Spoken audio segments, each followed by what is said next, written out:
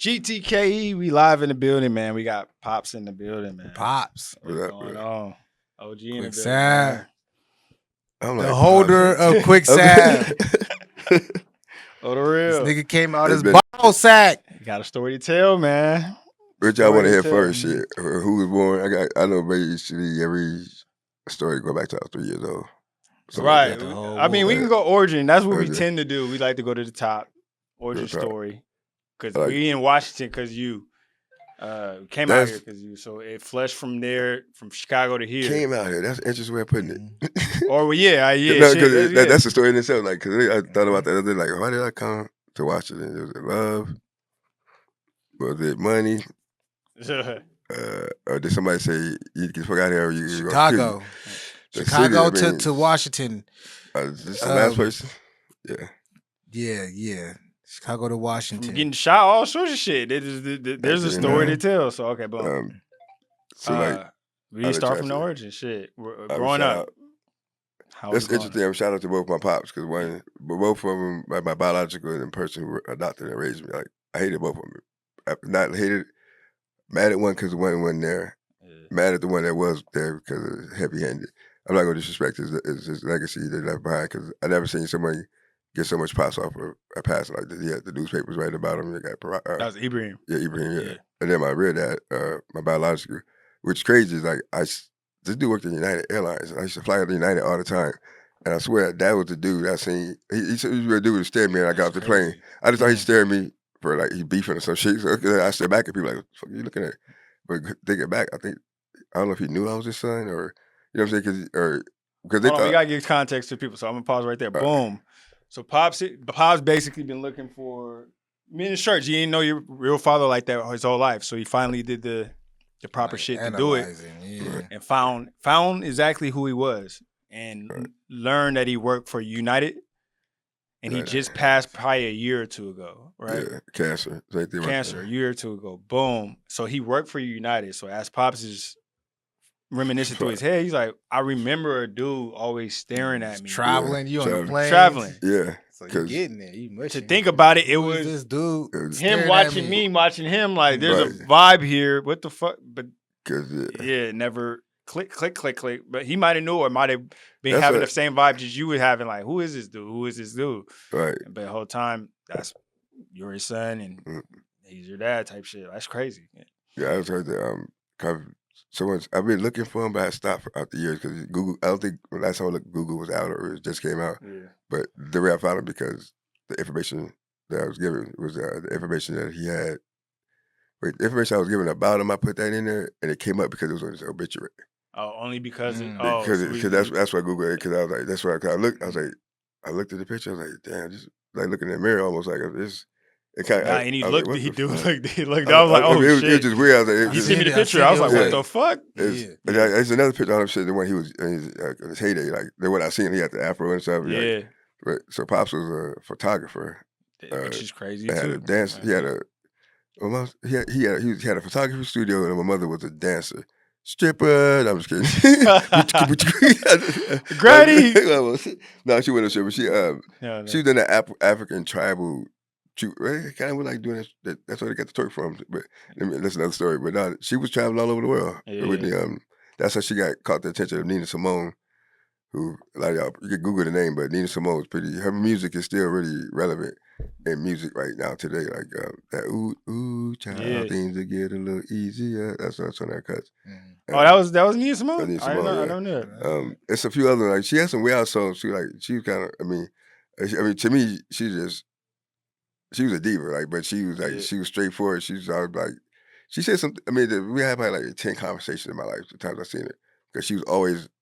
I mean, she had the long fur. She was a diva. She had the coat on. You had to pick up the yeah. trailer. Yeah, but so she moved to London. She didn't like the United States no more because of the 60s, all the stuff that was happening.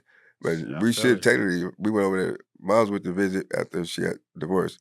We supposed to go live over there. Mm. I was hype. I was like, hell yeah. But for some reason, my mom didn't move us over there. But then, I think a year after that, she shot her neighbor. Because she was going. Nina shot her neighbor. Yeah, she What? tripped In out. London. In London. What? Yeah, she didn't do no time either.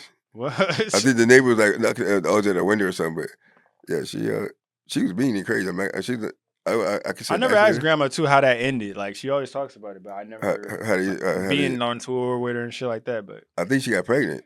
oh yeah, That's because Jamila came first, so she was married to Jamila's dad, and then I guess she was still married to him. And then Pops was like, at the studio taking pictures of bitches and shit. And so, he probably, turn around, baby. It's hot. All I know is, and this is when? What time? This this in would be 1972. 72. I was born in 73, so this is like 70. They rolling that film and on. Just like, the early 70s. And like Frank Lucas shit, like hey, Pops. I'm just like he had his own little photography studio, I guess. And then when I looked it up because I found out I got 5 other siblings. I'm the oldest, which is crazy. So I came first. Pops was still married, and my mother was married. They kind of got their freak on probably in the studio. Yeah. And because by the time I came out, he was nowhere to be seen. She was married. She was about to be married to Ibrahim, but then. My brother, I was born June 4th, 1973. My brother was born like, what do you say? I think it's like August of 1974. Something like that. A year later. Yeah, but the conception time, it's kind of like if I was born in June, he was conceived in July. Oh, so yeah. So you got that 9 months window. So he got his real wife pregnant. Yeah. He had a baby on the way, probably like on some Usher confessions type of shit. Mind you, no social media. No, yeah. You just the guy, you the guy.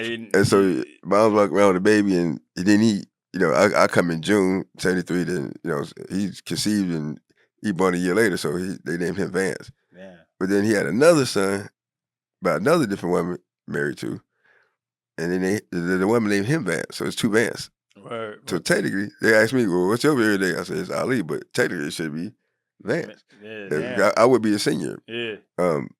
But that's kind of crazy. Me and him, and then my brother, we were a year apart. But our similarity is crazy because he got dreads, but he grew up like I think he went to the same school I went to briefly, which is crazy because I remember a kid named Van Strickler, which is my dad. But just who would think that this is your brother? You know what I'm saying? But he was a great lord of mine. I remember and then he lived like maybe like not even a mile from where I grew up in Chicago. Yeah. That's how close. He became a wife. So, parallel universe shit like he had an incident with some GDs like I did and decided to be vice lord, which is against the grain on the south side at the time because there was never GDs over there, BGDs at the time. But that was there's things he went through similar things at something. He got off into college. He got out of Chicago, which I got out of Chicago too, but not the way he got out, like voluntarily going to college or whatever.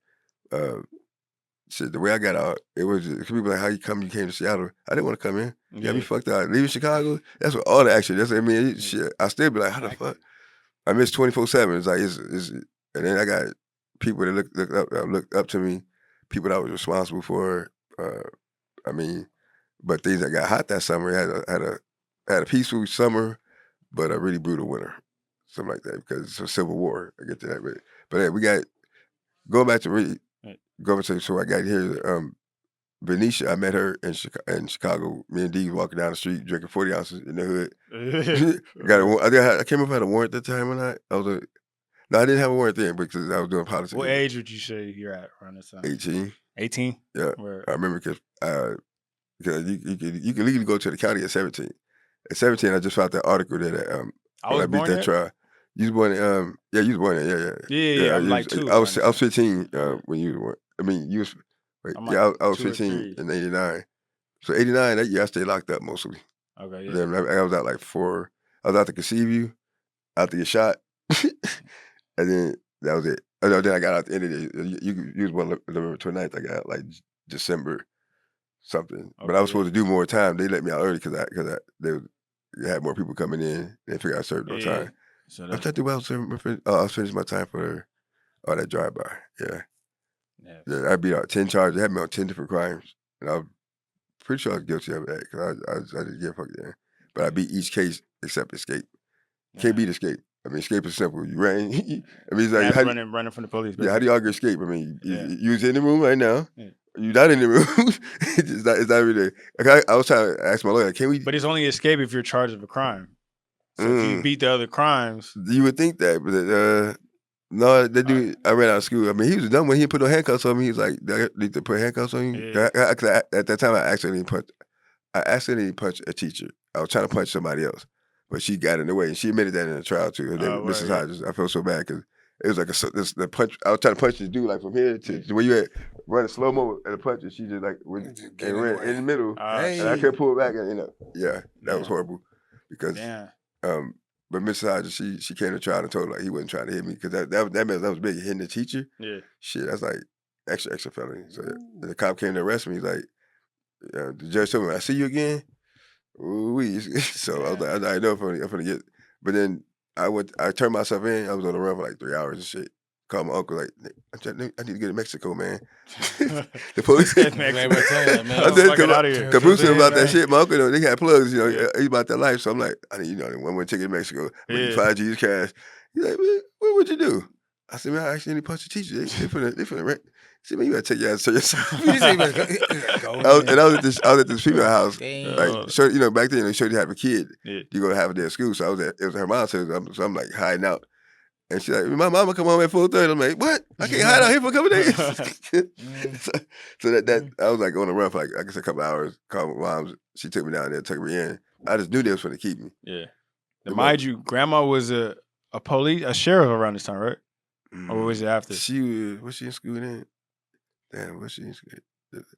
She became sheriff I was like 17. So yeah, because her friends beat me. Yeah, because I was in the county and her friends were trying to beat me down, or they did beat me down in the county. So yeah, so 16, so 17, she was in school. She was going at the academy. Learning police academy. Yeah, I remember, which is that's crazy. First on the list. So she was learning how to be a police officer, and I was. I would say a gang leader, if they want to call it that, but I didn't like to use the term gang. It was an organization specialist, a recruitment. Because we had business back then, man. Motherfuckers wasn't doing that crazy old shit. Everything was all scattered and shit. Now motherfuckers had. That's what they call it. It was structure. If there wasn't no structure, someone was trying to put some structure in place. Because if the youth don't have a way to do something, and that's kind of like when we started off as White Stars, we wasn't gangbangers and like that. It was to help the community. The Black Panthers that just got wiped out. I mean, we was providing security. Like they did security for Malcolm X's wife when she came, Betty Shabazz, when she came to speak. I think even Dr. Martin Luther King wife, whoever needed protection, they protected. But the 70s kind of got weird because the Black Power, all this stuff. But then you got hella dope right now, like just came out of nowhere, like it materialized. Like everyone got the dope and some guns. So like, now people carrying guns, doing dope. But Jeff 4. Do you remember that vividly? Like, okay, just people just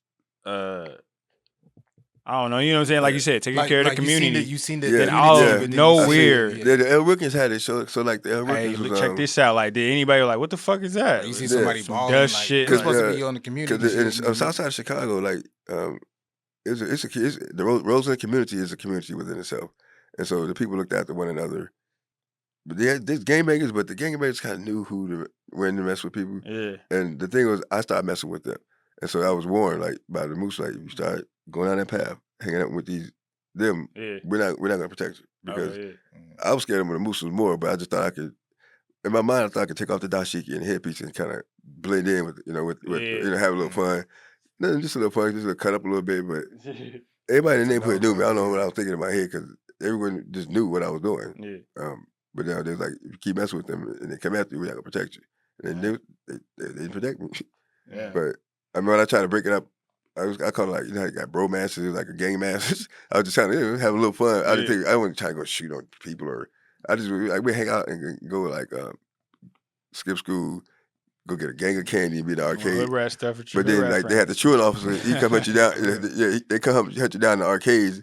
I found that out the hard way. I didn't know they had truant shows. Who the hell is you? I'm the truant. What the hell is a truant? You drug my ass back to school. Like, that's like school patrol, basically. Yeah, they come hunt you down and shit. Like dogs, bounty hunter. They always find you in the smoker cut. They come and hunt you down, chase you, around the area of the school, and they knew where. This is like 80s, so like got video games with just the Pac-Man, that boing. That makes arcades. You walk down the street, hear that boing. Oh, Pac-Man, Yeah.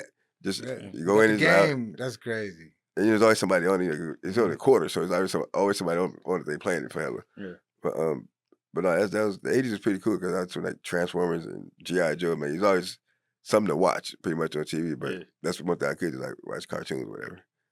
But they didn't. We had to get everything else regulated. So before we watch it, or if I ate something, if I had to go to the store, we had to like read the label.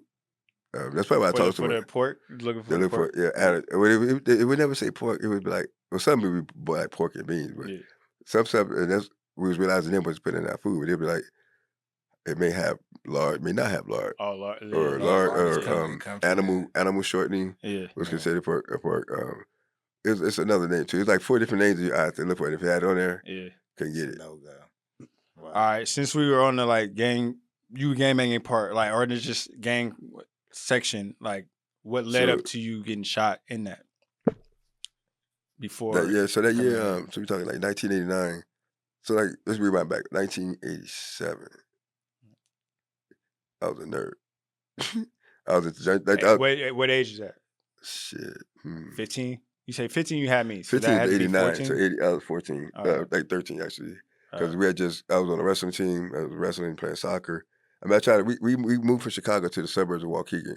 I tried to fit in, life. Just try to, do. That was the first time I actually had the community. Sports I sucked at sports. I mean, I didn't realize you had to play fucking sports as a kid. You know what I'm saying? I'm out there trying to kick the ball around. Like, first I tried basketball for a height and everything. They're like, what the fuck? I said, y'all can teach me, I can be better. I couldn't dribble or shit. That guy, I sucked. I didn't make the team. Didn't make the football team, but they still hit me a lot. I tried out for quarterback. And it's supposed to be touch football. The niggas didn't play touch. They didn't get my flags. They touched me all right. they let me know what it. But I mean, I had a good arm. I was throwing, but I was like, these niggas. I said, so every time I throw the ball, they try to kill me. I'm good. Yeah, all over there. Like, why are you trying to? They still hit you. The ball out your hand.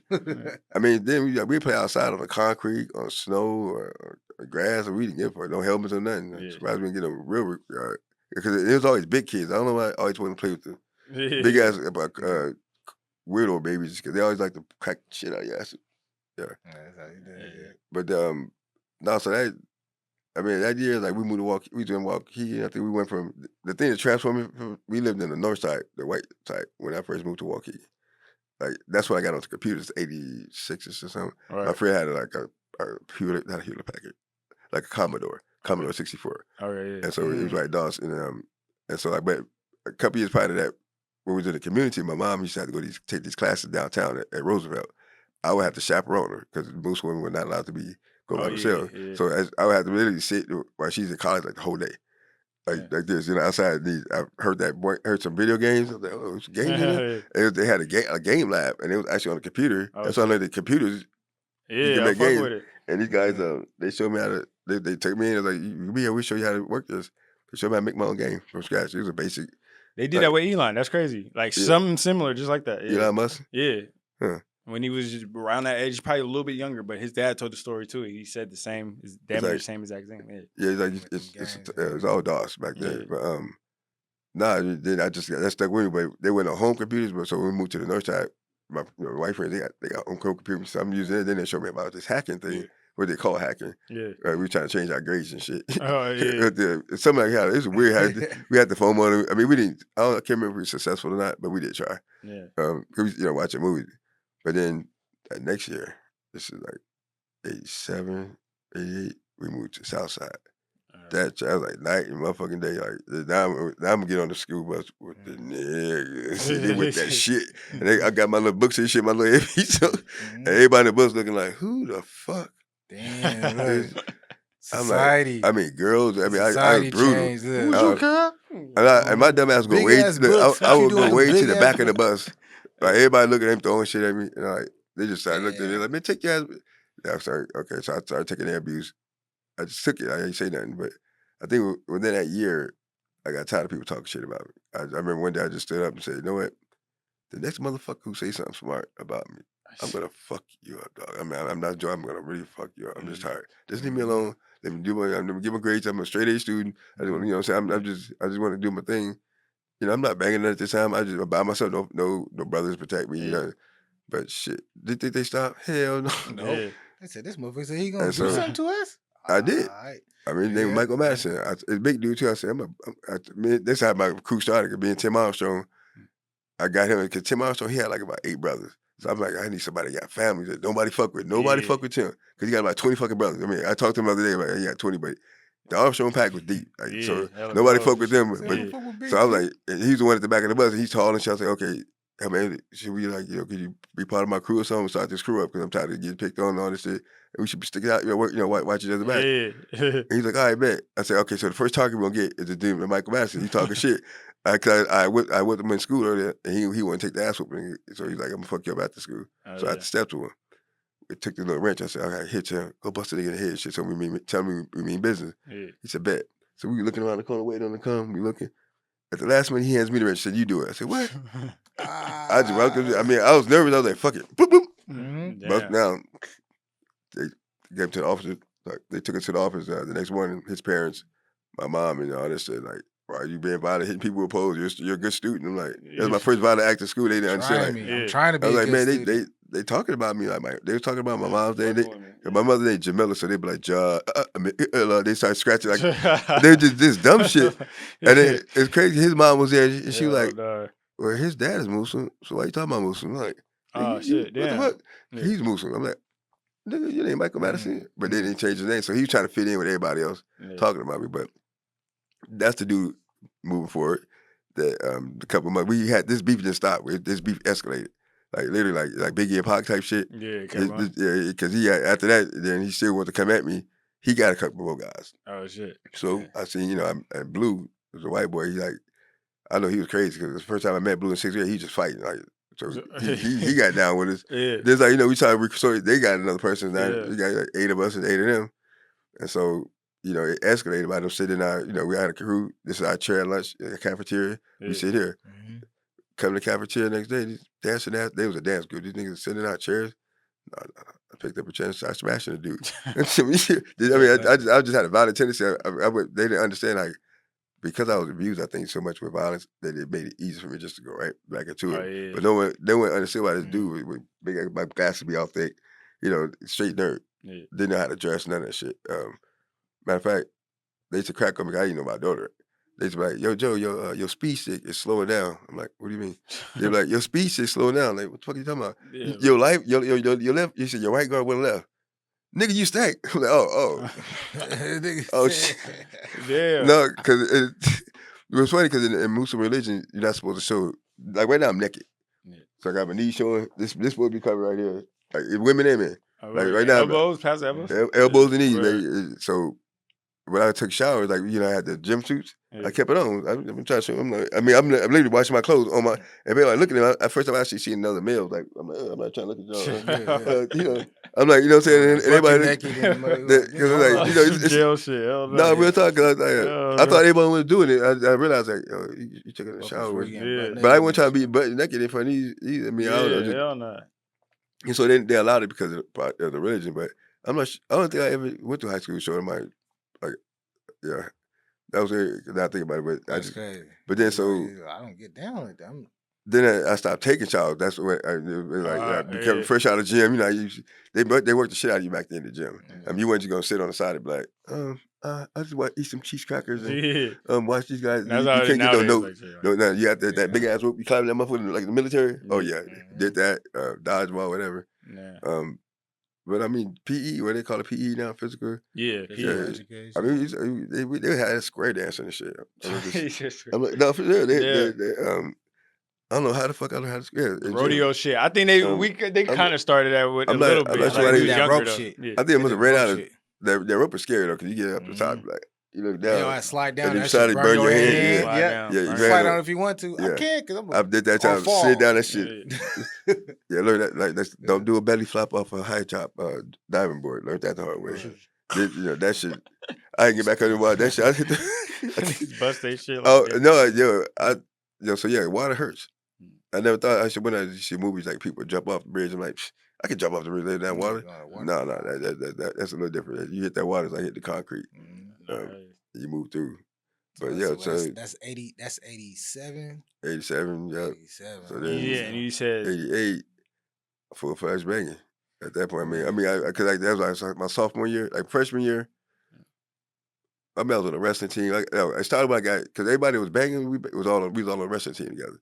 And I think we all got quick. We all got our fucking pride taken from us on the wrestling team because we was the shit. I took all state. I was undefeated, like 12 matches, playing against other black, other schools similar to ours. And so we had a wrestling match out in Northbrook, so way nice, rich white neighborhood. And so we just knew we were gonna kick these boys' ass. Everybody, hood niggas, we on the bus, like, you better not come back like the white boys. We just knew because we black, we finna kick these guys' ass. Man, we got in that school. I ain't never seen a school so fucking clean. I mean, there wasn't no graffiti on the walls. Yeah. I mean, you had. You could just tell they was proud of. They had I looked at the wrestling team. They all looking all good, like they posed. Like the movies. They had the wall. I'm like, hallway. I'm looking. I'm saying, you know what? These dudes, like, they've been doing all American. Look, I kind of got no nerve. Like, these guys look. I mean, I say, hey man, we need to hold up. I don't think it's like we were thinking. Like, hold on, I think these dudes, they know what they doing. Do you see that picture over there that you got to do the headlock? I mean, they got to do. They said one state champion. They got about 30 trophies in there. Like, year after year. Like, chopping trees. I was lightweight, so lumber. I think my ratchet was the first or the second one. Man, that dude pinned me in like 12 seconds. I'm not gonna lie. I was so mad, I bit the shit out of him. Bit the fuck out of him. He's like, full-fledged fight. I mean, you scared up. He's like, all right, go. That mug had me on. I was like, what the fuck? I bit the shit out of him. So they disqualified me. Yeah. But then I was like, damn, they're going to climb and going back. But everybody lost. Damn. They kicked our ass. There was a long bus. They said the long bus ride home. Yeah. I mean, even our heavyweight with Big George. I mean, we just knew our heavyweight. They had a big white boy. He must have been cornfield good. They kicked our ass. But that showed us something in that just because you are your color, your stature doesn't mean you're gonna win something. Yeah. These guys have been practicing to find out since they was born. This dude was on a wrestling match. Been trained for that shit. And we just kind of came into it because Hulk, rest in peace Hulk Hogan. We watched WWF and because that's what I thought wrestling was about. Niggas just died too. Yeah, I was like, I'm gonna learn the power drive. Say the DDT, the suplex. And you should see my wrestling coach looked at me like, come over here. He's a short talking something. Ain't like that. I said, he said, it's not like this. He watch too much TV. I said, so we at least get the body slam? He said, it's called a fireman's carry. He said, let me show you. He did, make sure you hold him. He just, man, that's all. That's what it's called. Fireman's carry. But he had a passion about it that made me want to get into it more. So I did like wrestling. Certain teachers kind of spark certain shit. You look weird in the uniform, but I mean, I got the picture, but I don't like showing it. You have to look up the yearbook. It said, I look like a girl in that picture. Like, hair like, I don't know what's wrong with my hair. It's like a half Jerry curl / W fade. 80s retro. I mean, I was going through some phases. Yeah, the glasses too. Like, you got to. That's what. So like, I think prom did it for me too because when I went to not prom, what's the one called before prom? Homecoming. Homecoming, yeah. And just like freshman year homecoming, my uncle dressed me up. No, shout out to my uncle. I respect him and everything, but he had me in the bell bottles, Print shit. Man, he had me on, the 70s shit, just the 80s. And so I get to the joint, I had a little date, he let me use the car, the old school, Lincoln. I'm feeling good. Like, but I mean, I look like a Huggy Bear or some shit because I go in there thinking I'm all fly and shit. These dudes got these like new edition / Miami Vice looking jackets on, different colors, Dr. Dre shit, like sparkles on that shit. Oh yeah, I mean they shit. No, this shit was like fly. I mean, they look like a R&B group shit. Everybody, I'm the only one with the butterfly collar. They clown. Then they clown me and shit. They was older, but I ended up banging against them too eventually. That's the matter of fact, they took one of my. They took some. They like to take stuff from me back then. But yeah, they stopped taking from me after a while because I started doing things. So that doing things, look, that's that. Right. So boom. Spark. Yeah, that's spark. The leading up to getting the shot moment. So boom, you're in it now, type shit, basically, in school. Yeah, did the sport thing. I mean, the transition was like weird because I was still going to class to try to keep my grades up. Yeah. But Tim and Blue, they walked by and shit. Kind of look in the classroom like, nigga, come on. I mean, I'm in a straight honor roll school. With the students, they got the retainers in their mouth, the little geeks and shit. Yeah. And my guys out there making jokes and fun. I'm like, man, go. Nigga, come on. They're like, let's go. I just got up 11, like, all right, I just bounced and shit. Yeah. And that pretty much started, us rolling. I think we had bought a little car. Yeah. Got money together. We caught the Bum Rush Posse Mobile, like a deuce and a quarter, $400. But 4 niggas throwing in $400 is interesting because who drives what, when, coordinated. That became an argument. I'm driving, yeah.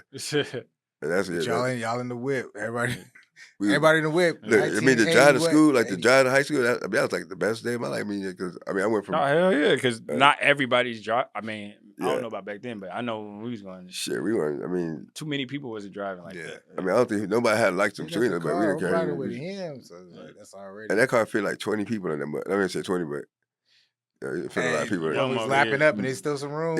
It was big. It's a long body ride. It's a long body. You know, back the Midwest is kind of is all flat, so it's not like here where you really got to know what you're doing. Yeah. We just got to go like 20 blocks and stay straight down the street and just hold the wheel. The streets wasn't crammed together like Seattle streets, where you got to wait for this car to go by, that car to go by. Nice and wide. But from, the suburbs of Waukegan, Waukegan was a nice town, man. When I got there, it was really nice. I mean, I probably had a hand in turning it a little bit, but it was being turned anyway. But I mean, my crew, we definitely had a hand in turning and doing. Adding on to the escalated violence, it was how it happened. Because it was like we do it on purpose, but this is like 80, so we got 88. I mean, that's at the sophomore year, I think it was. Yeah, the sophomore year. You were in high school when you got shot? Mm-hmm. My sophomore year. So wait, I only did a month of my sophomore year. I'm trying to remember how it worked because I got kicked. I started getting banned. Skipping. I started skipping. I started getting my grades dropped, and then I was banging. I'm fighting. So I mean, my crew name was Bum Rush Posse. We had our little T-shirts on, but we were in rock. So we walked through the hallway. And of course, when you look like you're a crew, then all of a sudden, other crews step to you.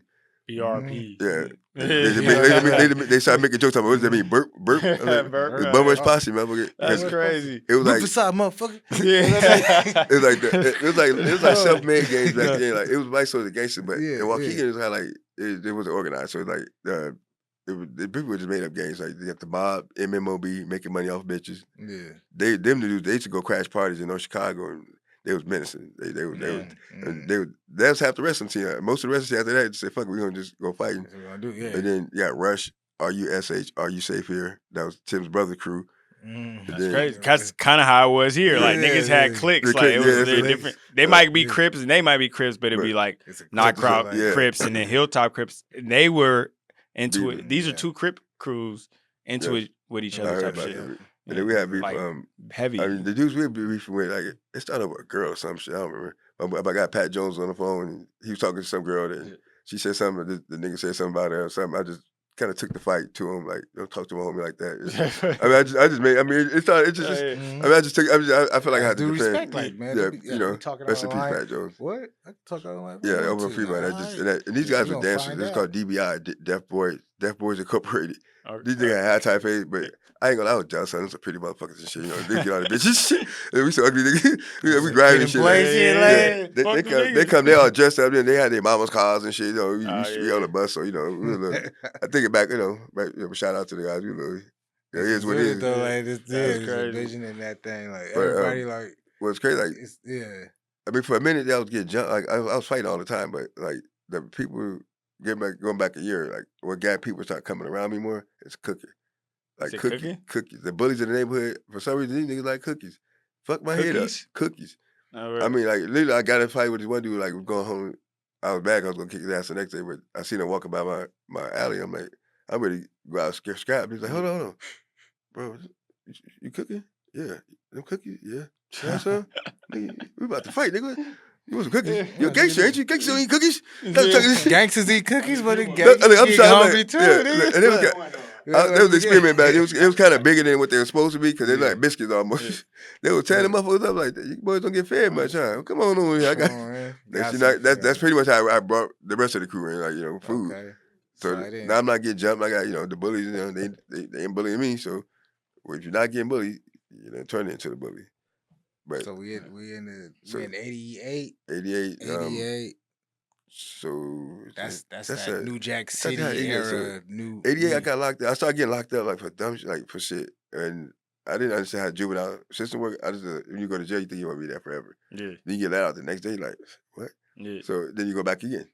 Yeah. I mean, it's dumb shit. Like we had a garage. We was in a garage. We didn't own. I don't know why we made that a bike operation base. It was stolen bike parts. Yeah. White guy sees us, rats it out. Yeah, he would rat out. He did what anybody else would do. So guys all these bike parts in the back. So I had an international bike thing for ringing my first crazy. Hitting them for their parts. And we stripping them out.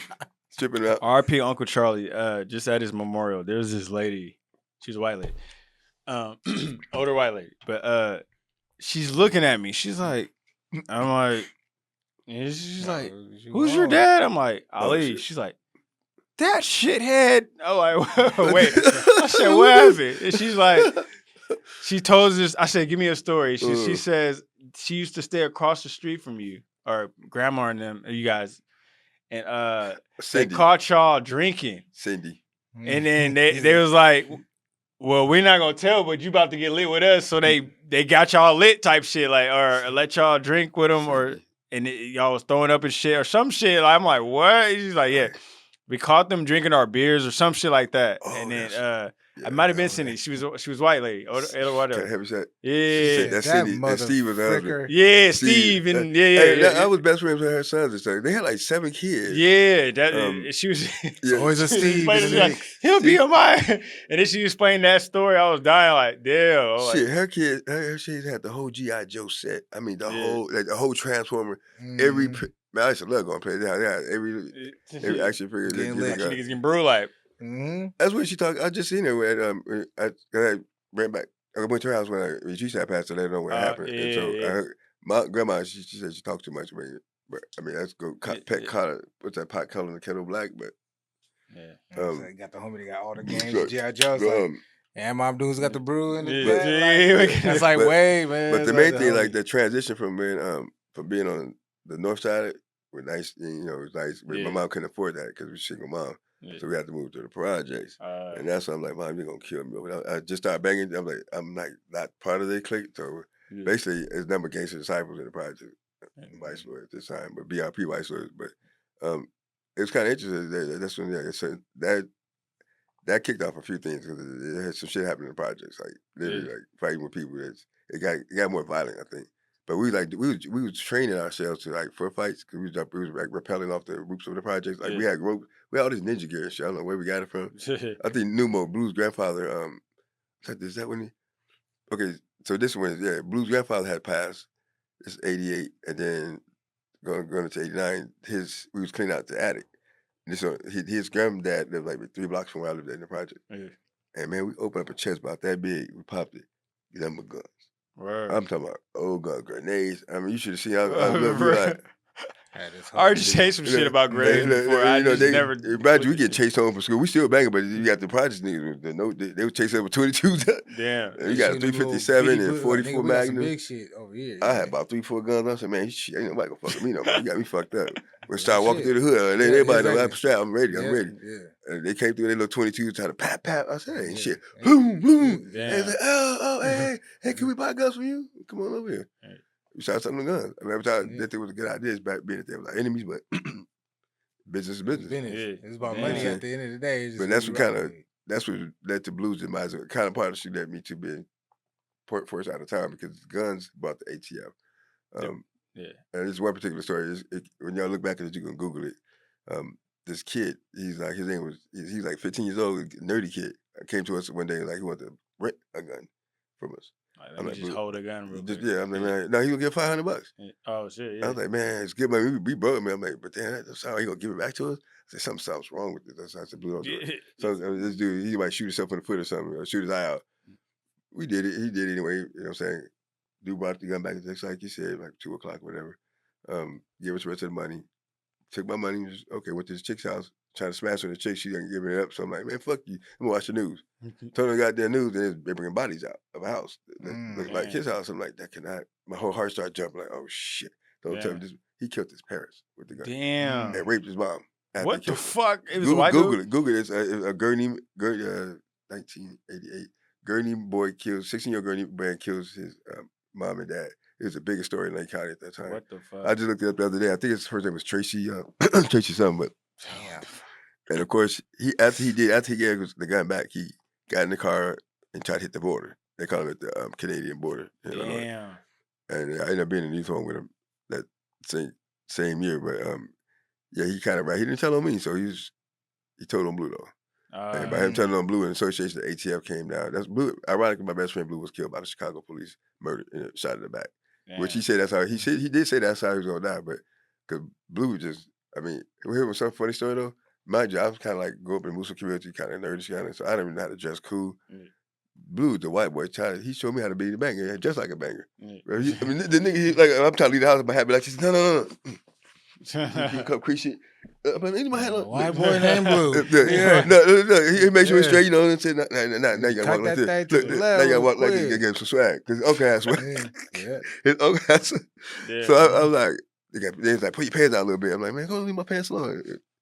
Cause I felt weird, like your pants hanging a little bit. It wasn't sagging like the sack knife, just a little bit. Just a little bit swag, but yeah, he showed me how to be a banger, which is crazy, which ironically, that's what led to.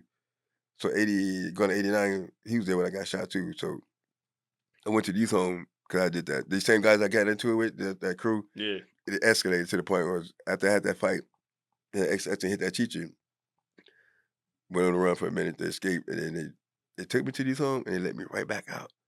I'm like, okay. And my mom worked 2 jobs, so all I had to do was sit my ass at home because she worked the night. And so I was like, I'm a chilling, I'm at home, I'm stay home. I did that. Then also my guys called me up. Back then, there was no cell phone, mind you. Gotta call the home phone. What y'all doing? Hey man, them niggas they're at the carnival. What? Come get me. My mom said, "How do you not shut up?" All the guns. I was like, I said, I'm in the mirror. I got this one. I got my holster. I jumped in the car, and I think that was the first time I smoked. I think it was wet. I smoked. It was weed mixed with something. I know that because I was like. I remembered it, but it was like it was so slow. I remember if I wasn't, I probably okay. I'd probably kept I know that's what you did, but okay. Yeah. The mindset and what that we shit. hit it, what it do. We got this is for you young heads that don't know what that shit is because this shit. I didn't even because I was a drinker. Like I didn't like weed made me like you slow and like to me like marijuana made you like too off your game. And, like I was always about that shit of fighting niggas. So I didn't like, but I don't know why I hit it that night. Or they had, so I don't remember who handed it to me, and I didn't know what it was after I smoked it. I was like, yo, what the fuck is this shit? Because they had seen colors, because that's right, in colors they was stroking serve. That's around the same time colors came out. That's and this bad dude in our crew, he's like, he said, it's PCP. I said, what the fuck? Shit. I said, oh shit. All I know is it felt like that gets you more in the mode though. I think that's what bros act like. Is it more on go mode? Like nigga, I'm like we ready to do this. I couldn't see nothing. Wartime type shit. I remember like I don't know if it was the right people I was shooting at. I don't. He said they go up, stop the car. And I just unloaded. Yeah. And then I think I that was about right. The stories I hear about that shit. I hit a couple people, way, like. but they didn't die, nothing like that. But then my dumb ass instead of going in from doing the drive-by, we hungry. We gonna go to McDonald's with the guns. That's how the narcotic had us fucked up. And my boy Pat Jones was driving. And he's doing what they call Cadillac turns. So we try to get free food at McDonald's. We drive through the drive-through. We trying to back the field, get some free food, and they like talking shit about us. Like, fuck you, bitch. Kept going. That's that Boys in the Hood shit. That's what 8 niggas in the car. You crazy? Real talk. And then we playing that. Lacking, bro. Like over on Lewis, the McDonald's on Lewis. Yeah. So he pulled out and he did the Cadillac turn, but he goes all the way to the end of the street, then does a turn. Of course, disco lights. They pulled it over. Everybody nervous. I'm sitting there. I'm like, okay, I gotta get rid of these guns. I'm so high. I started opening up the load a little bit, put my hand on it. Mind you, I'm young. I don't know that they can see every fucking thing. I'm trying to slide the guns on the car. 1 gun, 2 gun, 3 guns. I had a grenade on. With the car door open? Yeah. This crack just a little. This crack just a little bit. Just like my head going. I'm so high. They seeing all that shit. And I don't know. I'm sitting there. I heard the other cop, 3, 4 cops show up, and he said, "They don't know that I know that I seen them throw the guns." I was like, "Fuck." Damn. So I said, "Man, it's all me. I did everything. I just confessed it. They ain't got nothing to do with it." So they took me and Pat to jail because Pat was driving. And we in the jail. I'm like, damn, fuck. I just got out of jail, mind you. Yeah. That earlier, I just had to escape. This the same day. Yeah. I'm like, fuck, I'm about. I got guns and shit. I got 3, 4 guns and a grenade. The grenade was in the car? Military. Yeah, I was about that life. I'm telling you, that grenade. They took my grenade. Because Numo had all types of shit. Man, he served in the war, so he had grenades. He had the long ones, the short ones. I remember the short one I had on me and dropped on the school bus one time, cleared the whole fucking school bus out. It rolled to the front. I kid you not, the pin that came out. I caught it just like a week before or something prior to that. But yeah, I said the grenades is the thing you shouldn't play with at all. Don't play with grenades at home, kids, because you put a pin out and you got to count 1 second, 2 seconds. Yeah.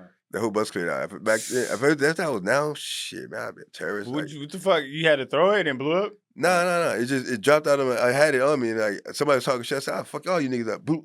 I like it. Pin still in. They started rolling towards the front of the bus. Shit. It was like, grenade. Like, this got a grenade. Everyone tried to hit the thing. Everybody just, and I was trying to chase the damn thing like an idiot. The pin didn't come out though. No, it did come out. It was in my fingers. So how you put it back? You just put it back in? I already got that bitch and put it back. I didn't think. I just went and get it and squeezed it in. Because if you catch it and put it back in before it detonates. Okay, it does. That was, somebody said it doesn't work, but it did work for me. It didn't go off. Yeah. But the whole bus was cleared out. I was like, damn, everybody, they left purses and jackets and everything. I grabbed some shit, bounced. But they didn't charge you with that one. But I think that was like earlier. But back to the thing when I got pulled over, I know I'm going to go away for a long time. So I'm like, fuck it. Pat was like, man, I got all this weed on me. I said, what weed?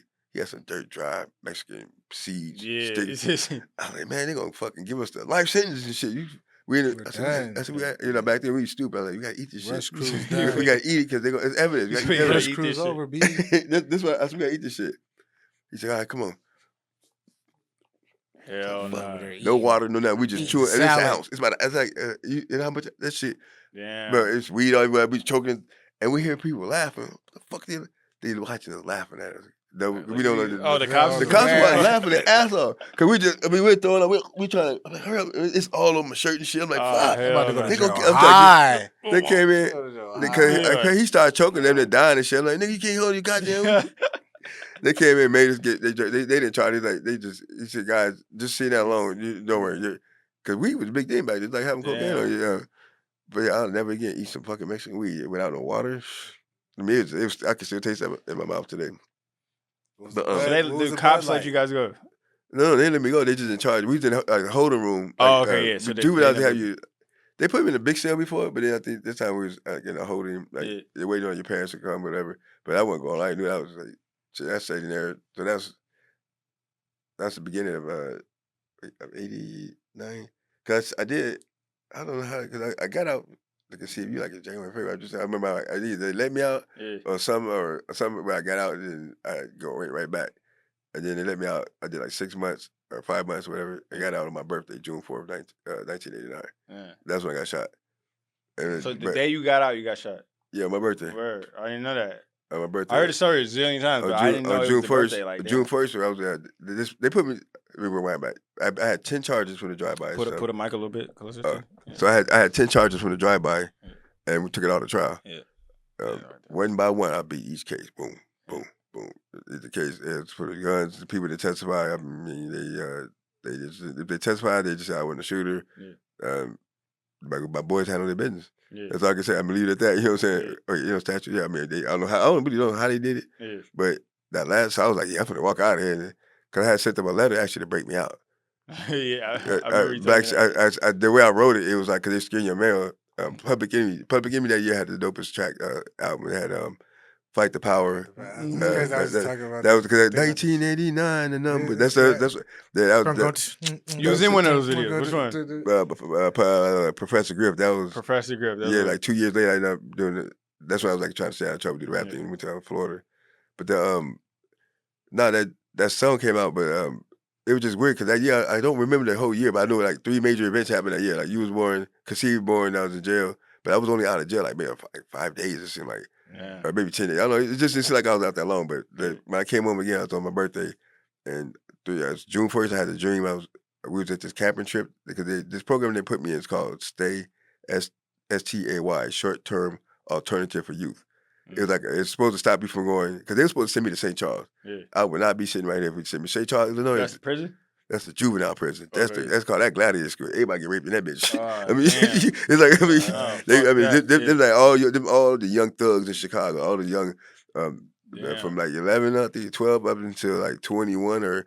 Then they release you to the mainstream. You're older. Yeah. So if you did a life sentence, you wouldn't go right to the adults. You would go to St. Charles. Yeah. And then they release you to the adult street. But if you went to St. Charles, Illinois, 90% of the people is repetitive offenders. You're not coming in. There's no good. I mean, it's gladiator school. You get them up. It's like joke. I was tough, but I did not want to go there. I heard stories. So they put me in that program, which kept you home. gave me counseling and therapy, stuff that I really needed at the time. 'Cause I was really full of a lot of anger. Yeah.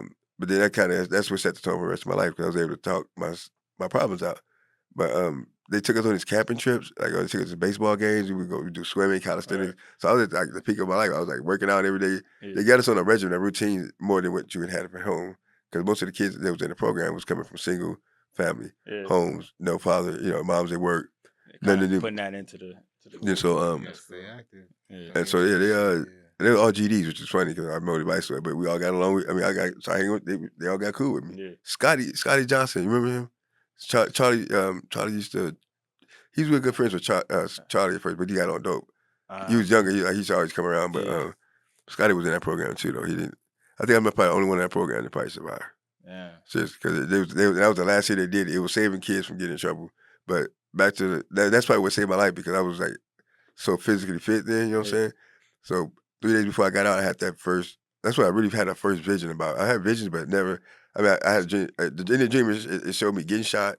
It showed the car, which was a 2-door Monte Carlo, like it was maroon with yellow headlights. It had what do you call those things? They stick out. They're metal. If you touch the curb, curbers. Yeah, the Mexicans be having this shit. Yeah. And I don't know what they're called, but yeah, I seen that in the car. Then I seen them gun me down. Then I lived. Then I was in a wheelchair. I mean, it was like I woke up screaming in the middle of the forest. Like, so that was when you were locked up. You had this dream. Yeah, I was locked up. But it was at that day we was on a camping trip in the middle of the woods. And you had the dream. I had that dream, and I woke up like, he was like, what's wrong? I mean, I woke up screaming. I was like, I'm gonna get shot. They're gonna shot. I'm gonna live. I'm gonna be in a wheelchair. I gave a description of the car. Then I almost down to the license plate. Yeah. But then I said, don't let me go home. I do not want to go home this weekend. He was like, no, you just have some anxiety issues because, you've been locked up and, you're doing better with your life. You turn your life around, which I did. Yeah. But I was like, no, I don't want to go home. But they made me go home. Like, and what's crazy, I had to do like a work release stuff when you work for free. Yeah. Boy, I can't remember the name of it. Damn near. Yeah, but basically, that's like picking up. It was like hot ass sun. I'm like, yoked up and picking up trash. Home, like, and then work, and then come back to work the release. On fucking. What's the kind of shit? That work release. Yeah. Halfway home or work release. One of them two shits. You do hours. You got they get community service hours there. Okay. That shit. So I had to do that, and then like I totally had. I mean, I was just hot. I'm yoked. I'm like, shit. I'm feeling good. I forgot about the dream. Yeah. But I had a curfew at 6 o'clock, so I was like, I made my curfew, sitting at home, drawing on my phone. We had to. We actually the jeans look like just like that. I made the jeans look like that. Yeah. You buy them like that now. It's funny, but we was doing back then. Bobby Brown was out. He had that song "Every Little Step I Take" on My Prerogative. He had the biker shorts on. Yeah. I got the biker shorts on because you put them under the jeans, so So I'm drawing on my jeans. My homeboy comes by. He said, "Let me get the car. Go get a couple brews." Yeah. Mike Mallory. So I bet. So I told her because your grandma always she gave me a car, which turned out. Yeah. And then she took it back from me because I crashed into her one time. But anyway, I had the keys to it. Yeah. So it was like an old blue Chevy something. Yeah. But nigga, he took 2 hours to come back. Like it was hella. I was like, man, he finally came back, and so I was a little upset, hot-headed, my temper. Yeah. I tried to steal on him. I did. I was trying to like fuck him up, but he backed me up he backs up out of the house because we.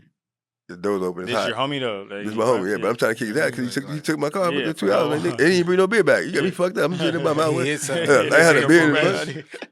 We get about the box outside, and then finally I calm down and shit. And then D and Blue pull up. I'm like, what up, dog? You talk for a minute. Now I'm outside in front of my house, and my brother Hamas like, Ali, you ain't supposed to be outside. I mean, shut up. We just sitting in front of the house, nigga. Just chill. I don't want to hear you right now. Then the other homie pull up. There's like 6 cars pulled up, and I told everybody, if you pull up, don't bring no guns because I'm on probation and I'm on all this stuff. So nobody's strapped. It's like maybe 15, 20 of us out there. So I'm feeling good. I'm like, I got my crew back. Totally forgot about the dream. Yeah. In the car, see the car, maroon, Monte Carlo, tinted windows, yellow headlights. Yeah. Ride slow. Ali, didn't you say? Man, shut up. That's just a coincidence. I'm like, I'm feeling good. It's hot. You know how it been. I'm feeling good. With my partners, they had me a beer, so I'm sipping and something. The car rolled by us again. This time, D said something like, son, Joe, didn't you say that motherfucker had yellow headlights? Because I told everybody about the dream. You told niggas about the dream? I told like 30 fucking people about the dream and shit. So everybody started putting it together like, yo, we should go inside. Man, nah, this is my motherfucking house. I mean, I feel it now. I got a couple beers in me. Yeah. You know what I'm saying? Like, man, fuck them. This is my shit, nigga. I run this goddamn hood. You be fucked up. Brash talking. Third time, I'm walking up on them like, I know these dudes. Cause this time they're out the window. And I'm looking at them. I'm not paying attention. They're out the window. Yeah. And they throwing up their set. Like, what up, nigga? This Vice. Whatever. I'm walking up. I said, I know the dude. Then again, Hamas like, Ali. He said, Hamas or D make me turn again. Because D was like, he said, Hassan, they ain't with us, bro. Because my crew consists of them Mexican, blacks. Yeah. You know, and I've been locked up, so I really thought they was with us. Yeah. I said, yo, they ain't with us. And Hamas said, Ali, they got guns. I was like, what the fuck are you talking about? And I swear to God, it's so emotional. I see the guns. They stopped the car. I see the flash of the light. Damn. I kept walking towards them. My body would not, it's like it took over itself. And if I collapsed, I think I got hit here. I fell down, got up, kept walking towards the car, fell down again. And then someone was like, get your ass up and run. Turned around and I ran, fell down again. So I took the two to the back. Then I rolled over and they standing over. No more bullets. I'm thinking they're gonna run. Yeah. I can't move. One had a clip, one had an automatic. One had a clip, one had the revolver. Dude drops the clip out, snacks the clip in, but he's having a problem with it. He's like catching the revolver, ain't gonna have that problem. So I'm like, but he's doing what he's doing, trying to dump the shit out, and they're not coming out the fucking gun. I'm like, damn, y'all gonna hurry up? I'm sitting on the y'all ground going like, to jump for life with look this at one. look at this one, like, so y'all gonna get this over with or what? Come on, man. So two niggas hopped out. It's two niggas over here at this point? They had to finish the job. But the guns is jammed. Everybody said I got to be got. The guns didn't work. So all I know is I couldn't move, but something, I feel like it just picked me up like this. Yeah.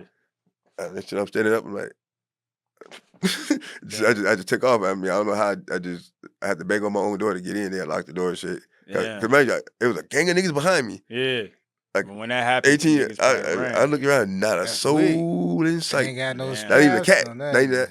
And so, this is during the day? No, this is like about. That's why it don't matter how many motherfuckers like you got with you, man. You know, it's yeah, because it's matter, man. well, it was summertime. Summertime. So it was like 9-ish. Yeah, it was like just now. Dusk kind of. Yeah, it wasn't dark yet. But when I walked to the ambulance, I remember like just not getting dark. That summertime, you know, I was sweaty because my whole shirt. I don't remember what color it was, but it was all dark. It wasn't, but it was all blood. I thought it was sweat. Yeah. I thought because it was hot in summer. Yeah. And so I called 911, like, y'all think I've been shot? They're like, you don't sound like you've been shot. I think I've been shot. I think, because I see all this blood. You called 911? I called it. They didn't, so D Blue and Tim, not Tim, D and Blue, these niggas, they had coke on them and shit. So they started, they dumping shit, flushing.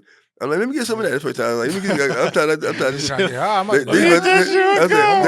I need some rub on my wounds or something. I'm not feeling that. They in the bathroom flushing dope and shit. Yeah. Hamas and they just, they just standing like. And grandma's at work? She's at work. Doing this. I don't know what Jamila was at. Jamila wasn't. Jamila, she was at Charlie. Jamila was staying with Charlie at that point. Yeah. Because had she been there, I wouldn't. Jamila probably drunk man. She wouldn't let me go outside. Yeah.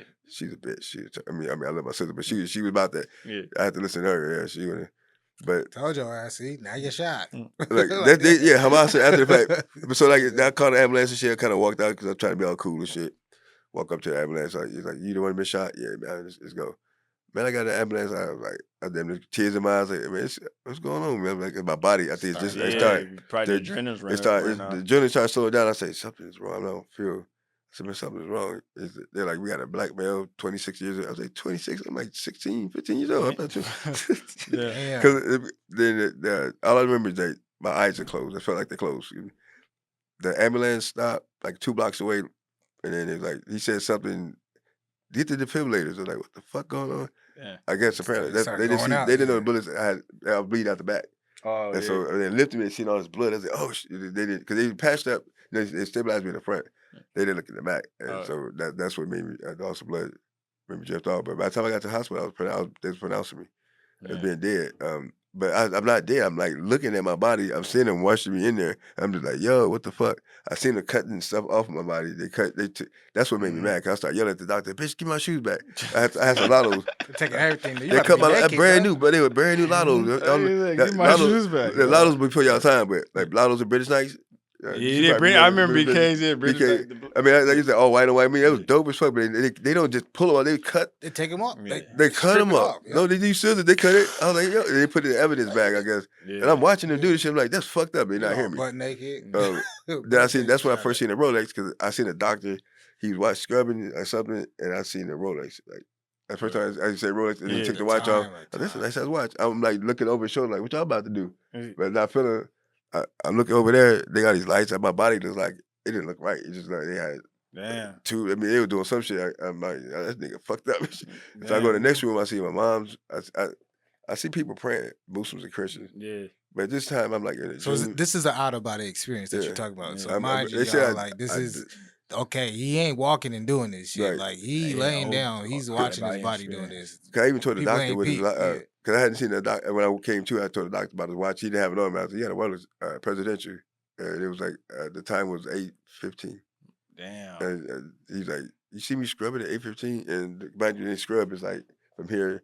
They're in a totally different room, but no, I just see hell, heaven, I didn't see hell. I just seen a corridor, like a movie theater corridor, excuse me, like a hallway. But there's like signs on each of these doors that I'm seeing. And everything else is great.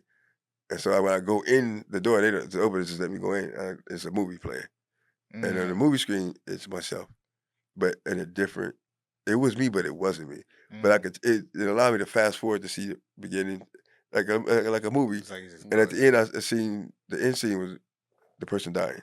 It was like me, but I had all white hair. Another movie theater I go into, like I thought it was a theater. There's me as a woman.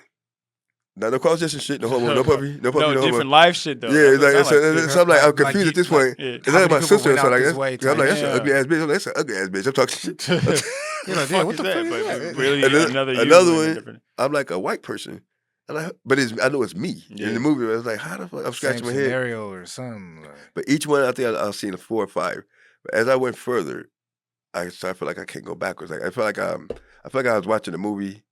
I didn't finish watching it, but I need to finish watching it. Yeah. I feel like I need to go back to watch this movie to finish this movie. And so I guess that's when I woke up. I see the orderly or whatever. I was like, yo, what the fuck? I can't feel nothing. You woke up back in the bed? Like I woke up in the bed in the hospital. And I'm like, how you come, you waking up out of a dream like, yo, what the fuck happened? Like, so what happened? Yeah. And, I just thought I got shot here. So I know about the bullets in the back and the chest. He's like, oh, you been shot 5 times? 5 times? What the fuck? Yeah. And I said, wait, so where? He said, well, you been shot once in the, he said, looks like you've been in the leg, twice in the back, once in the groin. Wait, go, the what? The groin? Oh, hell no, they shot my dick off. Instantly start reaching like, oh, no, God, I don't want to live. You fell, kill me. No. I started pulling stuff out of my arms. And then I did the stupidest thing I ever did in my life. I tried to put it. I realized I didn't know what a catheter was. I'm like, oh, shit, what's this low too? I'm a robot. Get up!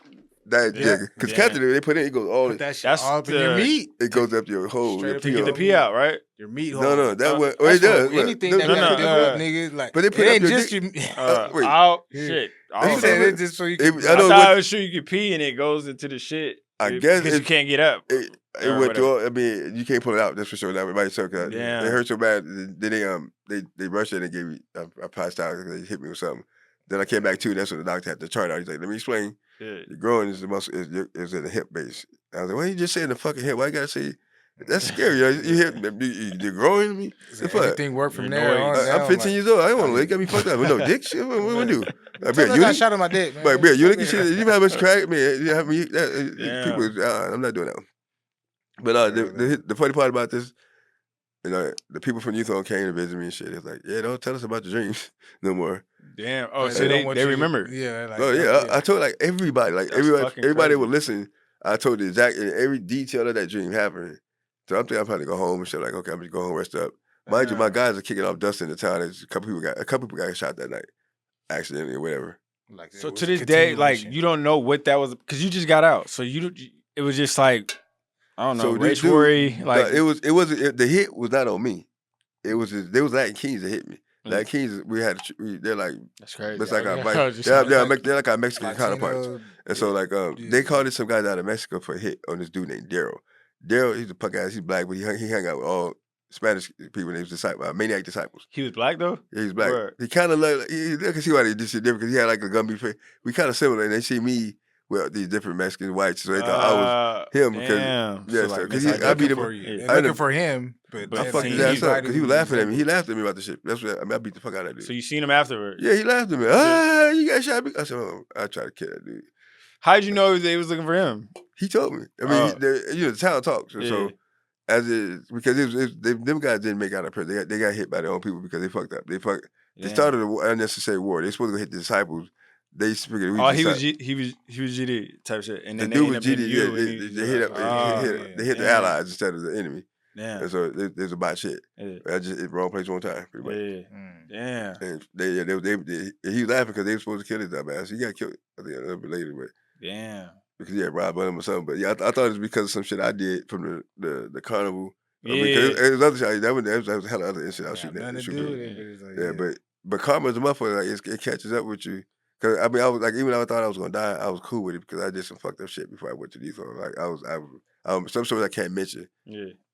Because statute of limitations and like that. But yeah, I was about that. I didn't give a fuck. That's why to the day I was doing it to the point where I was like I seen. I can say this story because I know this is self-defense, but this guy was raping his woman in the back of the projects, and she was screaming something. Right. I had a 357 Magnum. She didn't scream. He didn't scream. Enough of that. Yeah. But she got away free. But I mean, I was like trying to do shit the right way, but I don't mind. I wouldn't mind going to the jail doing something the righteous way. But it's still, he didn't rape that woman again. Yeah. But I mean, that's. I mean, I know who she was. A complete stranger. We didn't. And then my guys laughing. They're like, "Don't be trying to save everybody." That's just how I was. What I do. But yeah, so they let me out the hospital. I had to decide I can walk eventually. Maybe not. One of the bullets close to the spine. They didn't take that out. They took the chest one that came out. I had one surgery there. They had the surgery for this one. So I came out like 3 times for surgery to get the rest of them out. But the one they left in there, that's why I be messing with my back because it was. That's what I was about to say. Like, moves. Like it's still probably. They can get it out now. I know exactly what it is, but it's like I'm just scared of getting. I don't like surgeries. Like I've probably had about 15 to 20 surgeries in my entire life. Maybe no wait, at least 20. But from the time of 4 years old up until 20, 23. I mean, I was always in the hospital. The doctor knew me by name. I come in like, what happened now? My ear got bit off, but I'm like, I was on a scooter, I flipped and fell and it dragged my ear. He said, there's a hole completely through your ear. Looks like someone bit it. Then nobody bite it. It bit it. So it looked like Tyson. I mean, Big Woo with you. Big Woo punk guys. I was serving. I was a chief before this. Because after I got out, they took me. They took me back to the youth home when I got out of jail. I mean, when I got to the hospital. Cause I violated the curfew. I violated the curfew. I got shot at 8 o'clock. I'm like, how y'all? I can't again. So I couldn't argue with. Violated. But plus, that shit is trip out in the time because the youth home. At the time, it was like small. The break, the room, the eating was like this. Yeah. And the lady would be sitting like right there because she served the food and watch us eat, which was weird. But they told me like a couple days after being in there that they had a meeting with me. They was like, "We need you to be calm." I'm calm. What was that? The guy who shot you. We're bringing him in. Really? Now I'm in a wheelchair. Yeah. You're gonna bring him in, and then we all eat together. Yeah. Can I eat with them? I'm doing. No, you're not gonna be around him. We just you can't start no problem. I'm not gonna start a problem. I'm in a wheelchair. I'm high as fuck on whatever pills. Man, I'm sitting looking just from here to here, just looking at the dude, and we had silverware. You remember him from the shit like this the nigga. Or these are the 2 niggas standing over. I'm looking dead at him and shit. Yeah. Like that's what I'm saying. I got a butter knife. I'm just doing like this. Trying to make me sharpen that shit. I realized it takes a while to make a shake. I'm doing like I'm in the wheelchair. I do like damn. Everybody looking, they know what I'm smiling. And they looking nervous like a hook can get out of the church.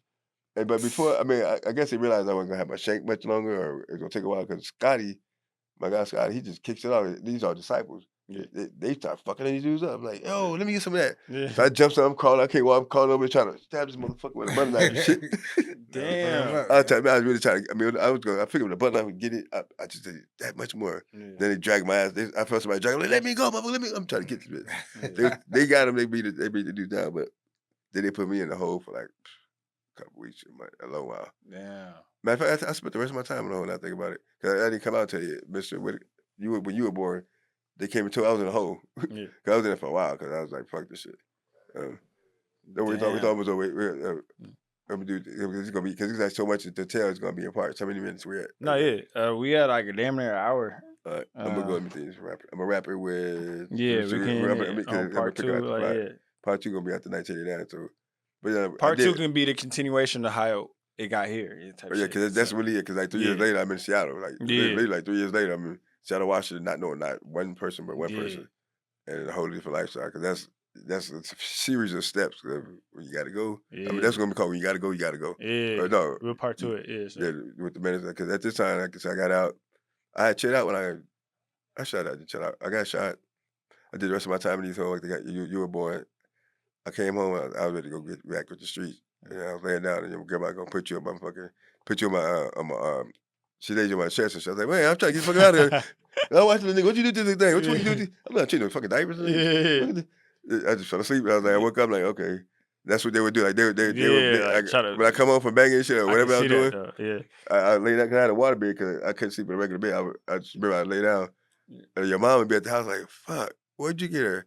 Because I know she'd be like, "Hey, you going out?" She shits on me. I'm like, I'm trying to go banging. I mean, I'm trying to be a dad, but he can't talk to us. I'm gonna get with that in a minute. I'm trying to go, But nah, it slowed me down. That's why I went and got a job and shit at a perfume store. We're putting up like Lancome and like all that Revlon and shit. I worked at a makeup shop. Right. Like make good money too. Like that's how I got your circumcised. You mean you said a makeup shop? Yeah, it's in Vernon Hills. Like or shop. Yeah, like they sell like I mean everything makeup you get. Oh yeah, that's for sure. I would have to stock. That's how probably I know so much about that. That's still like guaranteed money. Like that was like $9 an hour. That was like back then $9 I was balling $9 an hour. Shit. Probably Mary Kay that type of shit before. I had to stock up the sales and shit. Like it was a pretty little job and shit. Yeah. But yeah, I'm gonna pick it from there because like that job saved me from banging. But I think Blue had went to jail. Everybody had got shot going to prison. Blue went to prison first.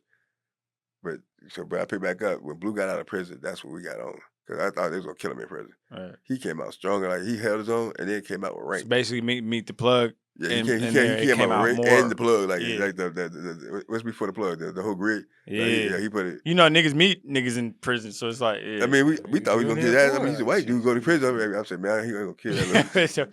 That's because Blue hella shit. Yeah. But he came out on top. Like, word. I mean, with status, I'm like, damn, you back? What's up? Yeah. He said, man, I got to introduce you. I've been talking about you to the minister. I got to introduce you to them. They got plans for you. Yeah. Okay, them plans took me a long ways. Actually, the plans saved my life in a weird way. Because had I not left Chicago, I'd definitely been there. I've been there because prison. They wouldn't help me that long. I'd have killed. It's about shooting somebody is a killing. It's just like they said in the movie, it's just a hobby. Everybody's you or them, and then that guy got a brother. Yeah. He steps through, you gotta get rid of him. Yeah, he didn't kill going. He fucking gonna kill a whole family and shit, not even know it, because people just go back and forth. It doesn't stop. Yeah, and that's people they don't just it don't stop. And I kind of got exiled to here because I was just too. It's a lot of steps that led me to here, but if not just being killed, hunted down by the police, mind you, I stopped banging. I did everything they wanted me to do. I became the leader of the whole organization that Lake County, but we had a committee, and I just drove on law. But so one thing that really messed things up, but it was the truth. They wanted to take the leaders wanted to take our organization back to the grassroots. No drugs, no guns, back to what we did. We helped the community. Yeah. So you imagine I had 5,000 brothers up under my deck, 5,000 strong, and 2,000 was so dope to supply. Yeah, half. So when they gave an order to stop, everybody got to stop selling DJ. It had to, everybody stop selling dope. I didn't like that because I was getting money. Yeah. You know what I'm saying? I was like, what are we gonna do then? Like, I had to enforce it. Extra money when these motherfuckers. They was gonna give us. This is funny. They kind of was gonna put us on welfare, kind of give us the money to live off of. Through the government, like through the organization. They was gonna pay us not to sell, like give us all like little. Right. I mean, we try. I call it welfare because it's charity, not to sell. Oh, that's how you see me, shit. Yeah. I'm running that all up. But last one, but they what messed things up is you try to tell 2,000 people that got money stop making money. They did the smart thing, which I respect. They broke apart from us. And so the ones that was getting money. They became full-cut hustlers. Oh, that's how it happened? I never knew that. So to look at it now, them niggas is hot, bro. They was getting their work for young niggas right now. Right? Foes are kind of weird. They vice lords, but they like They trying to get their money. They all saying I couldn't, bitch, because now they protected because they're our allies. But that didn't stop me from driving on them. Man, fuck the allies shit. I can't lose 2,000 guys. Wait, so the foes stopped, or they kept selling drugs? We all conservative. The conservative 2,000 became folk on the hustlers, literally overnight. This dude named Red flipped them because they was getting their work for Chili G. I guess I mean Chili. And they just kept selling work. Basically. Yeah, I mean, I didn't get to driving on them yet because they was kind of different. We was getting around to them, but if you're on the fight, you can't sell no. So I'm enforcing this with some goons, some bats, and some other things. But you can't do this. So we drive. We pulling up on them in parks and just beat them down. And they got tired and they said, I thought they'd fall in, but they never said that state. There's like a civil war happened. Basically, they split within itself, and so that started the.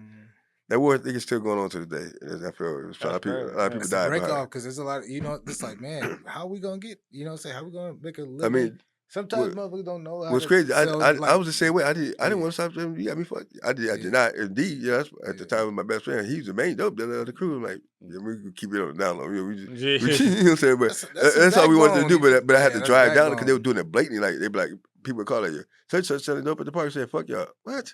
Run away. So we drive down there. We pull up in cars trying to run them over. But these are brothers though. Yeah. So they start looking at it like we the enemy. But law is law. And before I got my status, I was the chief enforcer. That's how I got my head bit off. I have to violate you. I got to violate you. So I have to. My order. I would go up. An order is an order. You can't go against it. Yeah. So the oath from the jump. Yeah. So, and for y'all young niggas that don't know about the oath, man, y'all motherfuckers need to learn. Y'all already fucked it up. Wild West nowadays. Niggas don't know nothing about nothing. It's organization, killing, shooting, killing. My oath, like I said, I took it. I said I don't. It was like I don't. People like, are you still up? Yeah, I said I am. I mean, I'm not retired. I'm OG, but see, being who I am, my status, like I added that in about Larry Hoover to work. I'm like the only person, vice lord, or whatever, that sat down with Larry Hoover 7 times. Yeah. 7 times. Every time I visit the old man, they best friends. They in the same joint. They was in the same joint. Dixon, Illinois. You look it up. Co-ed, minimum security prison. The guards, I don't even think the guards had guns. Yeah. It was a medium. They could have walked out the front door. Co-ed. And so we would go every time we go to the visiting room. It's Mr. Rico, is Larry Hoover, his son's body. Bitches walk around. They getting their nails done. They get massages. I'm like. We eat pizza and shit. This is interesting. It's jail, nigga. I was tripping. I was like, yeah. I mean, they let us know like we can get out anytime we want to, but they were showing how much power they had. To exercise and restraint because you want to be out, be free. You don't want to be out, be hunted. Like Spider-Man said, with great power, nigga, comes great responsibility. That's real shit. And on the next podcast, y'all gonna hear about being hunted because that's. That pressure being hunted, I thought I could handle it. And it's hard to be on the run every day. The police chasing you, helicopters. I'm hiding swamps, forests. I mean, they knew every spot. I had 5 decks. Every time they knew where I was gonna be at. And that's just mosquitoes eating you. Mosquitoes in Chicago is hella big. I mean, I'm just swamps. Swamps are not cool. And they got swamps up there too. I mean, I've seen them. Yeah, I've seen the. I'm like special Pondish type shit. I'm doing special ops like in the water like a crocodile. Cornfields and shit. Yeah. I'm dirty and I can every night. High status because you was controlling numbers and people that was following what you were saying. That's why you was saying like when the rule was set and the law was set, motherfuckers wanted to break off and. We see what it's turning out to be now, and like all these sets, and like and motherfuckers dying over the shit. It's like okay, that's how I had to check out the leaders of the neighborhood. There was a lot of leaders. Being taken out. No, the door still. I thought it was locked. But yeah, that's a whole different. Taking the leads out of the neighborhood did not really help us at all because now who do you honor? We still honor them from prison, but it's like. The young ones up under us was a little different. It was like they go out with kept going like so now it's generation. Right, so now you hear Larry Hoover. They're like who his name is heavy in the streets, but it's his even his generals, his younger guys, they don't listen to them. They just it worked. Whatever the plan was for the like you said, the Jim Crow shit and shit like that. That shit worked. It did, and I'm not sure what the plan is now. Like because it's like get into another podcast. I'm gonna do one just on what I think about what's happening in this current state of going, like what it's leading towards. Because every day it's starting to see more signs. It's making sense. Like we got the World Cup coming next year. Trump is president, and we're gonna have a World Cup. That alone, and he's already taxing. I'm not saying he's a bad president or a good president. I'm just saying he's gonna be an interesting one to the point. This is all interesting. We got all the technology. We got the most controversial. We ain't been hit in a minute. The terror alerts are down, but and then we fight 2 wars, and it says via proxy. Which hello, I mean you got Putin. You calling Putin crazy? It's just a matter of time.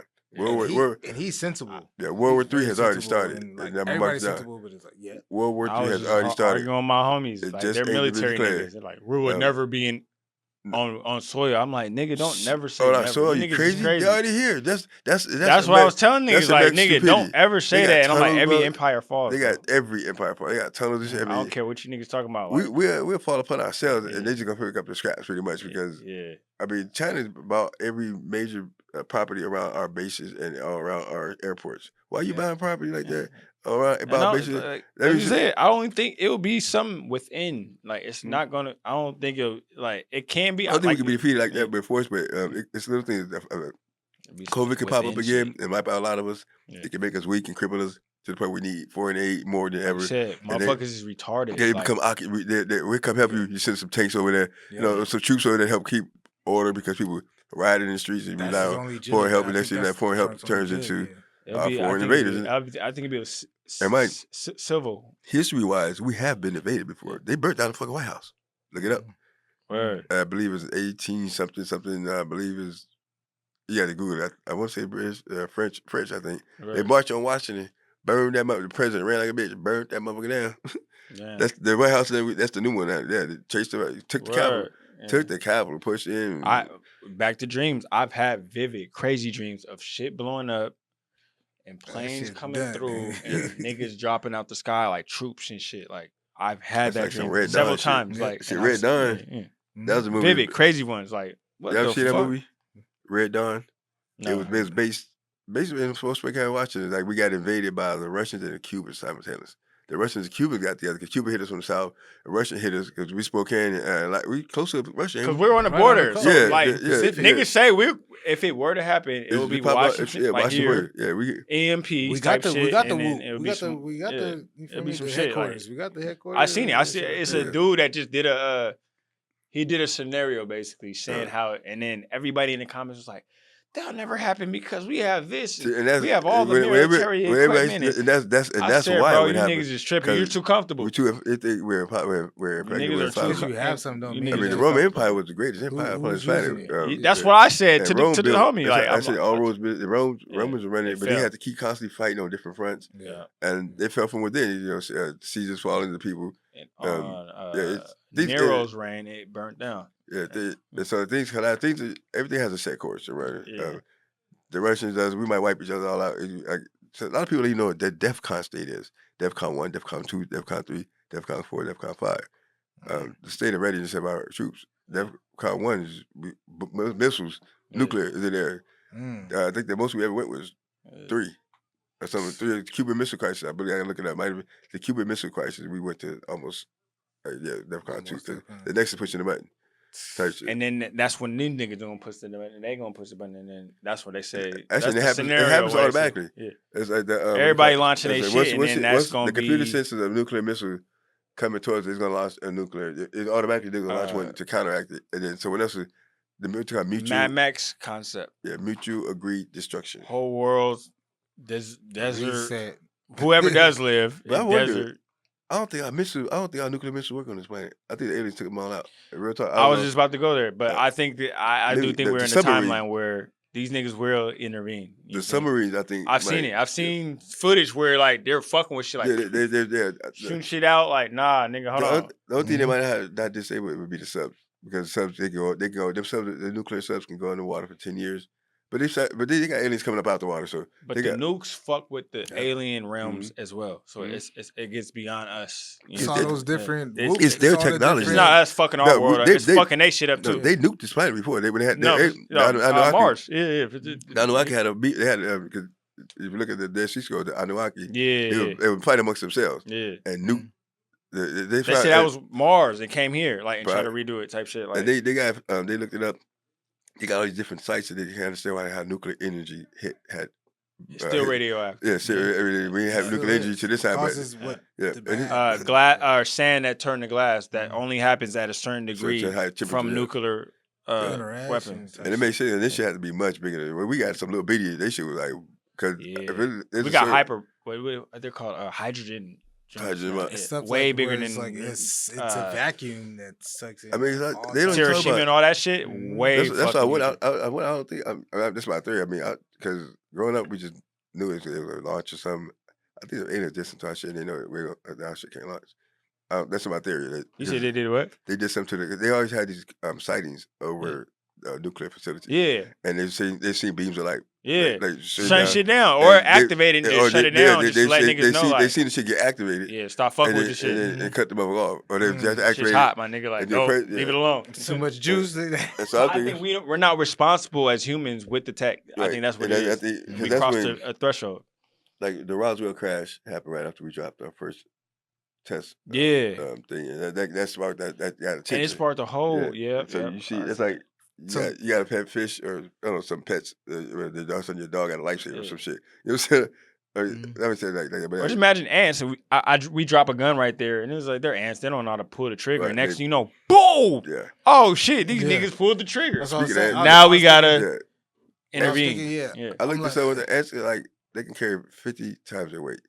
There's approximately like 2,000 of them can carry one of us. I added it up and said, how many ants per human? It's enough ants on this planet to carry every fucking human throws in the water. That's some real shit. Enough ants, if they carry out with I just got like they built underground. Ants are smart. Yeah. So yeah, but yeah, I reserve. But go out with the last thing on this book I write. It's called "When Animals Attack" or some shit like that. Kind of like the concept is everybody pets is like if the earth is like as it is, and we fucking it up, with the earth control the pets because the animals seem to just work. They like workers, and if all of them turned against us, imagine that you just sit there. I'm talking about every insect, everybody just. I just was talking about slaughtering all. Where are the animals? We're the top species from the animals and insects. So it's like, but they could take us all out. I was just saying, if they're all you got bugs. I mean, simultaneously start fucking with you. Imagine you hold your pet. Hey, poo poo. Nigga, our dog we see a squirrel. Yeah. Squirrels can attack you. Crows. Like, where are the rest of the animals? Birds, like, we should see way more animals. Way more animals. We see squirrels, they're crows, transferring to another flies and shit. And that's it. Dogs and cats here. You got shit like Bigfoot running around. I mean, is he from here? Ain't from here? Interdimension. And just because we don't see it, everybody think because we don't see it. Probably a human/gorilla, like a gorilla done smashed them. But then it's frequency of why we don't see it. Well, they're here. You got things that you got forests, you got under the earth. So far you can go down before the sulfur, whatever that sulfur you fucks with out along the ocean. So it's only so far we can go down, but other things can go down deeper. So that's it can go deep. I've seen some shit that was like there's ant people. They say that like there's an Indian got Hopi tribe got shit on the wall of ant people, and they tell that story. They got the dog. I mean, that's under the earth. They say that they're in earth beings. Yeah, the earth is hella big. I mean, people think it's like it's different realms, like fucking Asgard and shit. Like that shit's real. I think it's different things, like different levels that you get to. It's just frequency. I'm just how to look up and what sky they see. It might be his own sky in that bitch. It might be inside of the earth. His own sun. Breathe under that motherfucker. Like, we can't. Because we see the sun. The sun it always looks like it's right there at us. But that could be going through multiple layers of shit. You know what I'm saying? How we looking at it. So it's War of the Worlds. When you travel the sun on Earth, they couldn't breathe. Feel different and do different shit. That's the weird shit. But the sun is the most interesting thing I think on the planet. Because you stare at it, you can't really look at it and just bite it. Like, and it could be too hot, or it'll still be up. Like it'll still be up. But why is it in the summertime? It's more hot. And the moon, like I just put that on my. I said the sun is a multi-dimensional being. Like it's many layers to the sun. Like the one we're seeing is just light, a ball of light. To see that, your mind is a ball of light, but it's like the manifestation of your highest form in a sense that we can perceive it. Like why ain't it hot like summertime all the time if the sun is up? Why is there winter? The sun is up. You can see we be seeing the sun and the fucking moon at the same time. I'm tripping like nigga. I Googled this hella times. I'm like something don't make sense because how they grew up. They said okay when the sun's right here, the moon's supposed to be on the other side lighting that up. and then vice versa or Right. whatever the fuck. But these And what two trip- be in the side at the same time. Like, Parallel. What's the trip? Is the moon? Like I never trusted the moon. It's like, it don't move. that's a start. It That's just Death sitting there. Star. Like why? Exactly. Why is it just Mhm. sitting there? I was like, this motherfucker just Just sitting there chilling. watching us. And it's It's locked it's in the place. watcher. The Yeah, it don't same- move. That's like an weird. eyeball, yeah. That's why I'm like, you can't see the other side. I said something's up there because it just sits there. Or it's And just chilling too. that It's center chilling, probably like, can open while and the really sun's zap over this here. motherfucker if it needed to. Like, yeah. mhm. I don't think it's a rock. I mean, they say we can land go through it like it's like on the other planet. But Hollow. It's, when they landed the whoop in it, they said it rung like a bell. Yeah. I don't They say have that this when black they zoom motherfucker. into And it, they you said can all tell the craters stars go only so deep, the same Really? level of deep. No That's matter what- how big, all the craters craters come go from the the same asteroids level of hitting it or deep. some shit. So it's like a shell, huh? They say the craters come from asteroids, but I think they're from landing. Or coming here. Yeah, I think whatever's up there is They up brought there. that shit here. Right. The Hopi, again, the same Mm. tribe, spoke of a time before the moon was in the sky. Before. Yeah. Hmm. Before the But moon they was made in the it. sky. And it is they tell the story of when the moon came. You know I what I'm think it's saying? collecting. It's collecting. Like this- humans, these are Right, humans. 'cause Yeah, how telling did the story. it just stays there. Like how does something just go attached to big just stays there like just like for And it's Could have locked something to do into with the formula orbit. of the Like, circle. could have something to do with the pyramids too. Like It's oh like this camera looking, Uh. orbiting the world, but looking like, everything spins. So that's what they say. That's another thing I'm but thinking. it's locked into place, looking at us with the lens, basically. Like, no matter how it is going. So if everything spin, the moon should spin too. Like that's what I don't get. The earth, the sun should spin. Everything should be spinning then, but it's Yeah, just, But, that we shit s- is locked on an it's- inform. It's perfect. All of them, they told me I was a kid. They didn't move. I said, well, something's up one with that. goes up and the other one goes down. Nah, Alright. sometimes that's up there and then this one. But this camera just died. We gonna wrap it up. Yeah, Get ready for part 2, man. Hey, we in this Hey, bitch with Pops, man. Hey, this is stay yeah. tuned for Sabo part 2. C, coming. the It's coming. Sabo. Hey, It's Straight coming. up. The Straight up camera's out of- dead, but look. you know what it is, man. GTKE. Next time I have, I was like, it's one where we like.